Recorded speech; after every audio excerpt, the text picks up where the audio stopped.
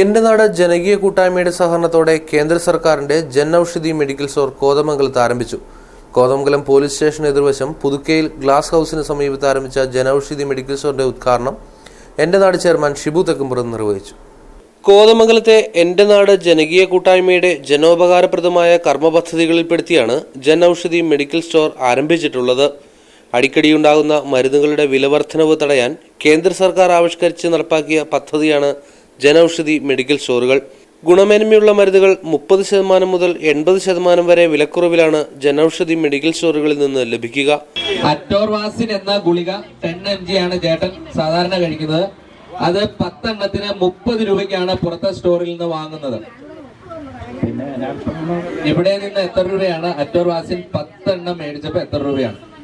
4 രൂപ പറഞ്ഞത്. 3 രൂപ.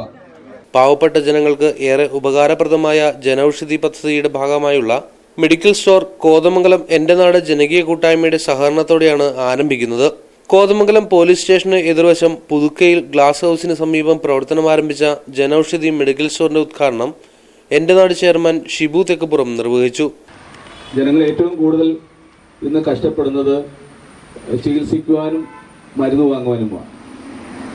പണ്ടൊക്കെ നമുക്കറിയാം, വസ്ത്രം വാങ്ങുവാനും ഭക്ഷണത്തിനൊക്കെ ആയിരുന്നു കൂടുതൽ ആളുകൾ കഷ്ടപ്പെട്ടിരുന്നത്. പക്ഷേ ഇന്ന് ആധുനിക യുഗത്തിൽ ജനങ്ങൾ ചികിത്സാ ചെലവ് മൂലം കഷ്ടപ്പെടുന്ന ഒരു അവസ്ഥയിൽ അവർക്ക് ഒരു സഹായമായി നിൽക്കുന്ന ഒരു പദ്ധതി നമ്മൾ പലതരത്തിൽ മുന്നോട്ട് കൊണ്ടുപോവുകയും അതിൻ്റെ ഭാഗമായിട്ടാണ് നമ്മൾ ഇതുപോലുള്ള മെഡിക്കൽ ഷോപ്പുകൾ, ന്യായവില മെഡിക്കൽ ഷോപ്പുകൾ, ഇത് കേന്ദ്ര ഗവൺമെൻറ്റിൻ്റെ കൂടി സഹായത്തോടു കൂടി നമ്മൾ നടപ്പിലാക്കുന്നു എന്നുള്ളത് ഏറ്റവും സന്തോഷകരമായ കാര്യമാണ്. മുൻ നഗരസഭാ chairman KP Babu, KM Kuriakose, George Kuriyaip, Salomi Eldhose, KP Kuriakose, CK Sathyan, P Prakash, father PV Kuriakose തുടങ്ങിയവർ ഉദ്ഘാടന ചടങ്ങിൽ സംബന്ധിച്ചു.